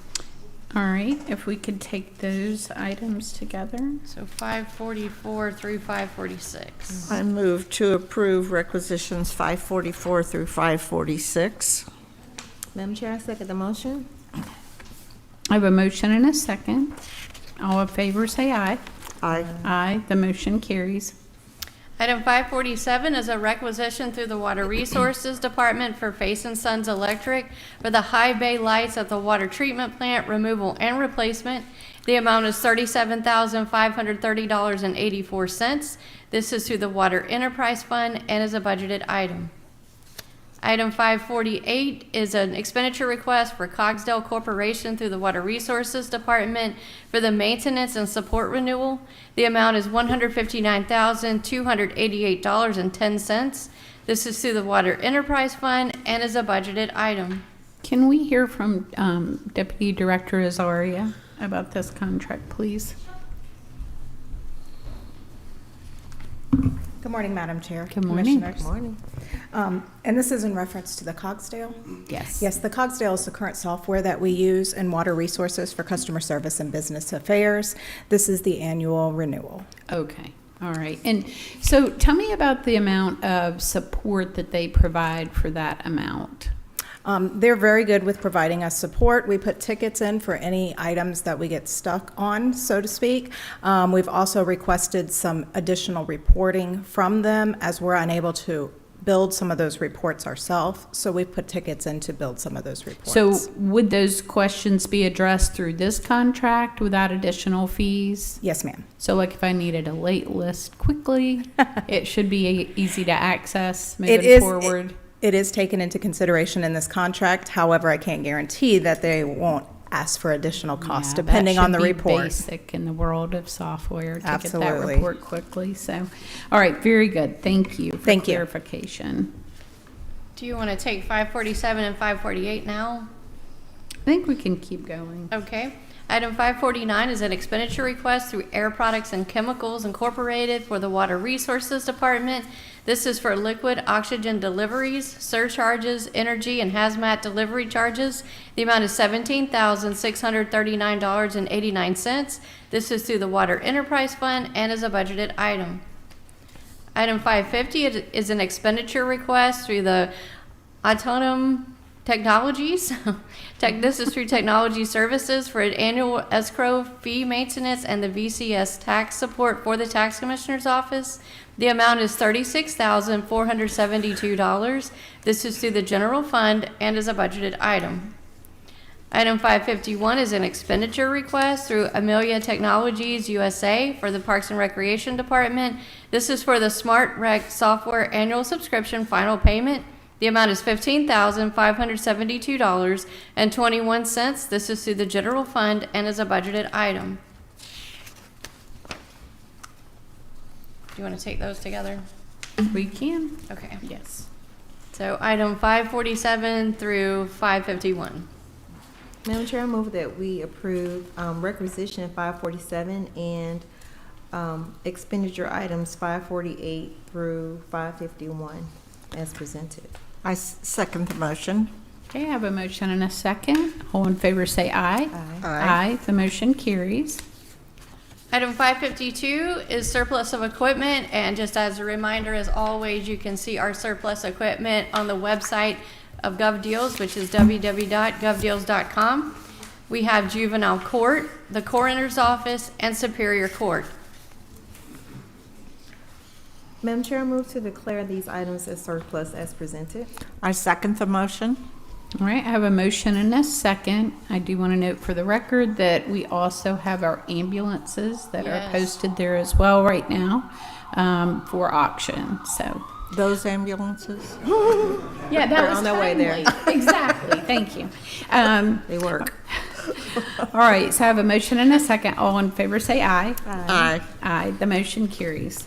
Item 553 is text amendment case 2025-10, an ordinance to amend the text of subpart B, planning and development of the Code of Ordinances of Rockdale County, Georgia, as amended, so as to amend Title II, Land Use and Zoning, Chapter 218, Use Regulations, Chapter 4, Telecommunications Facilities, Section 218-22Q, Application Requirements and Standards, to provide and for repeal of conflicting provisions, to provide for an adoption date, and for other purposes. This is submitted for a second reading. Could we get an explanation of Yes, that, Director please? Parker, Deputy Director Parker. While she's making her way up to the podium, I'll just let you know this is in concert what the chair was talking about earlier today about increasing fees that have not been increased in a while. And as we have been going through the UDO process, we are reconciling some of those fees, taking them out of the codification, out of the code book, and placing them into policies and making them more in line with other metro counties. So to pretty much Director Rutledge said it the best. We are looking at some of these telecommunications that we have is like anywhere from 10 to 15 years old, and it doesn't really reflect even local municipalities around us. Right. We weren't keeping up to date with where we needed to be for the fees. So And I think this even includes things like for RDOT, for some, is that correct, Director? for right-of-ways. and all of that. Right-of-ways. So like when AT&T lays fiber, they were not paying any fees whatsoever, and No. this will capture a lot of those revenue opportunities. And for the also, as I said, community. based on true costs and also the administrative part of even with GIS system or whatnot, there was a lot that went into that we weren't collecting those Yeah. fees. So I think today on the budget, we saw user fees at about 5% of the revenue. So hopefully we can move the dial a little bit and get things in alignment. Yes. So, all right, and So- what about? So this is, we're moving these out of ordinances into policies, so we don't have to. Keep we going can- back and we can forth. simplify the Correct. process. Yes, Okay. every time there's an ordinance amendment, we have to contact the code book company. They have to charge us per page, per ordinance that is codified. So if you're able to pull fees out of the code, then the board can just pass those via a policy and it doesn't cost you. So. And I also like the that. regulation consistency with this too. So, any other questions? All right. So I move to approve the second reading and adopt this ordinance as presented. Madam Chair, I second the motion. All right, I have a motion and a second. All in favor say aye. Aye. Right, item 554 is text amendment case 2025-12, an ordinance to amend subpart B, planning and development of the Code of Rockdale County, Georgia, as amended, to amend Title II, Land Use and Zoning, Chapter 206, Base Zoning District, Section 206-10, O&I, Office Institutional District, and Chapter 214, Standards Applying to All Districts, Section 214-1, Dimensional Standards of Zoning Districts, Table 2, Development Standards for Non-Residential Zoning Districts, to provide for repeal of conflicting provisions, to provide for an adoption date, and for other purposes. This is submitted for a second reading. And again, could we have an explanation of all of that for the audience?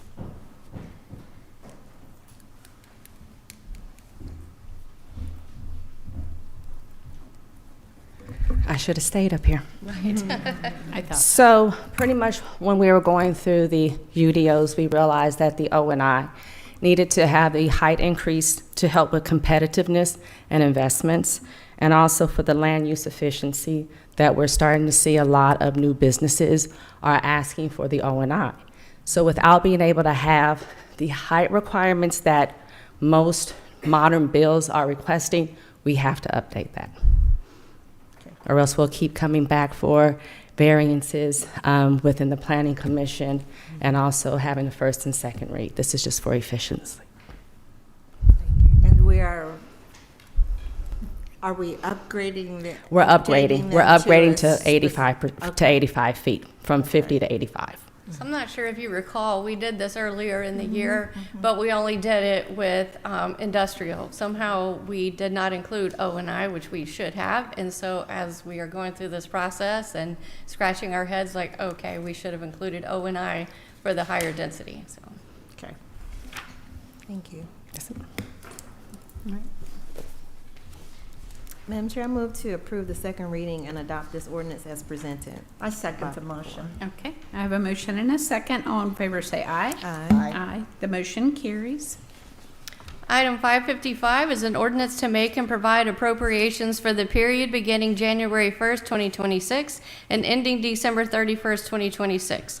To make and provide such appropriations for the operations of the Rockdale County government, its departments, boards, and other agencies and funds, including all elected county officers and their employees, to provide for the control and administration of all funds of such agencies from all sources, to provide an effective date, to repeal conflicting ordinances and resolutions, and for other purposes. This is submitted for a first reading this morning. And I move to approve the first reading of the budget ordinance as presented. Madam Chair, I second the motion. All right, we have a motion and a second. All in favor say aye. Aye. The motion carries. Item 556 is a resolution of the Rockdale County Board of Commissioners to accept the withdrawal of rezoning case 2025-09 without prejudice and to waive the 12-month prohibition on subsequent amendment applications on the subject site. Just to remind you, at the last zoning public hearing, the applicant withdrew his application, and so we are just placing this upon the record this morning. Okay. Yeah, Madam Chair, I move to approve this resolution as presented. I second the motion. We have a motion and a second. All in favor say aye. Aye. Aye. The motion carries. Item 557 is a resolution authorizing the chair of the Board of Commissioners of Rockdale County to execute contracts with Anthem Blue Cross Blue Shield, Kaiser Permanente, Aetna, and Delta Dental. I move to approve this resolution as presented. Madam Chair, I second the motion. We have a motion and a second. All in favor say aye. Aye. Aye. The motion carries. Item 558 is a requisition through the Water Resources Department for Fairfield Service Company of Indiana for the Quick Branch Water Treatment Plant Screen Mechanism Replacement. The amount is $53,100. This is through the Water Enterprise Fund and is a budgeted item. Can you keep going? Yes, I will. Thank you. Thank you. Item 559 is a requisition through the Water Resources Department for JWC Environmental for the Quick Branch Water Treatment Plant rebuild of fine screen mechanism. The amount is $41,769.12. This is through the Water Enterprise Fund and is a budgeted item. Item 560 is a requisition through the General Services Department for Exemplis LLC doing business as Sit On It care of Impact Office Interiors. This is for guest chairs for the Senior Center dining area. The amount is $76,056.33. This is CIP funded and is a budgeted item. Madam Clerk, can we hold on for a minute so that, who's in charge of this project? So I thought it was you, Right. Andrew. Okay, very good. Can you talk about the exciting opportunity we have at the Senior Center? Yes, as you know, the Senior Center gets a lot of usage. Director Carney could probably speak to how many seniors that they seat on a daily basis. And one of the capital projects that the board approved on the CIP was to upgrade the tables and chairs for the main area. That's the large recreation area. So we've been working back and forth to get the specifications correct so that it meets the seniors' needs. It's accessible and all the rest of that. And this would be to replace all of those guest chairs that they're calling them and the tables in that area. We hope to have them in by Christmas. It depends on how quickly we can get them shipped and then installed, but that's our goal. They would love that as a Christmas present, Okay. All right, I'm just saying. All right, thank you very much. All right, item 561, let's see, we just did 561, one more. So item 562 is with the Atlanta Community Food Bank through the Parks and Recreation Senior Services Division. This is the agreement authorizing senior services to act as a distributor of commodity foods to eligible seniors. The term is January 1st, 2026 through December 31st, 2026, and this is at no charge. All right, and Director Carney, can you speak about that and how often we're doing the program, using the program? Yes. Sorry. Good morning again. Come on. So the food service program, the food that we get is distributed for all of our Meals on Wheels and activity.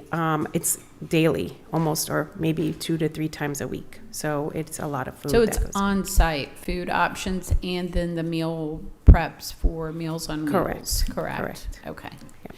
Sometimes I think in our community people might be familiar with the Atlanta Community Food Bank because Rockdale Emergency Relief uses them, but also Springfield has truckloads that come in for giveaways. So yeah, I just didn't want anybody to get confused and show up for a giveaway that wasn't going to happen. No, it's for the program itself. So that's right. not specific to that, but I know the food bank does do those things, Yes. but not specific to this program. Okay, no. very good. So it is for the meals at the Senior Center correct. itself.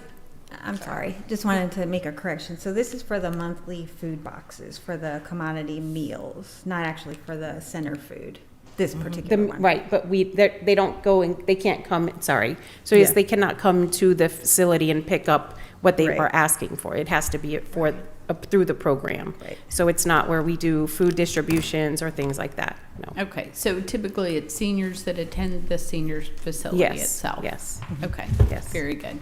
Thank you for the clarification. All right, so that's items 558 through 562. Madam Chair, I move that we approve requisitions 558 through 562 as presented. I second the motion. All right, I have a motion and a second. All in favor say aye. Aye. The motion carries. Now we'll move to board comment, and we will start with Commissioner Williams. Okay. I just wanted to congratulate our chair on a wonderful parade we had on Saturday. There was a lot of participation. My 2 grandsons that are 3 and 4 loved the parade, and they loved getting up on the float with me. And it's always fun to see things through a child's eyes because they see things so differently.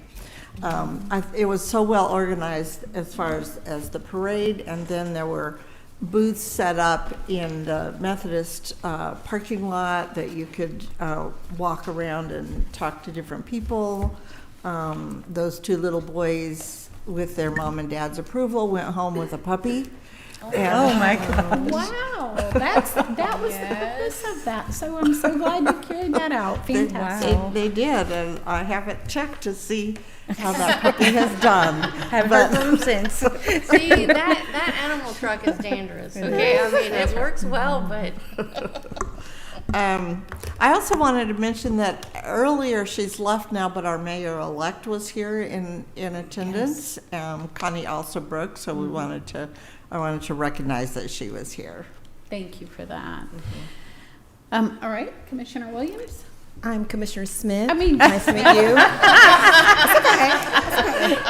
Nice to meet you. Just want to remind everybody. that today we're having the KCRB meeting at CE Steel, and it's at 6 p.m. Everyone is invited if you would like to attend to learn about what KCRB, which is Keep Conyers Rockdale Beautiful Committee. And also to remind you of Fridays, we have constituent services at our lovely Nancy Ginn library, and that's through Congressman David Scott's office, and that's on every Friday from 10 to 12. And I also wanted to address, I don't know if anyone else has a concern about our transparency, and I know it's definitely my mission, goal, desire, and also this whole board to be as transparent as possible. Now, I know in the community you may hear a couple people say things that they're privy to. That doesn't mean that the rest of us or any of us are trying to not share information that's vital and important for the public. I just want people to know that it is our mission and our goal to be as transparent in situations that we are allowed to do, because we have constraints and rules and regulations and authorities that we are under. So it may seem simple to a person to say, well, you could just tell us, or why don't we know? But that's not the case in all aspects. So when it is the case, trust and believe, we will work to be as transparent and show you and use our PR department to make sure everyone knows the things that you need to know. And also, I am tremendously accessible.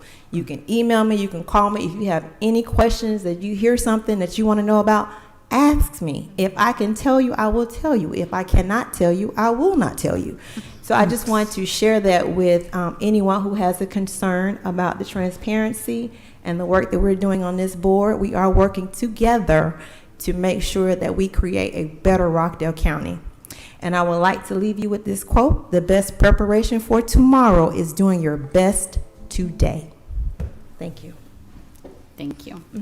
Well, I really appreciate you being able to come out to the parade the other day. I certainly had a great time, and it was so joyful to see all the people lining up, getting ready for the parade, and the excitement they had by participating and honoring our veterans.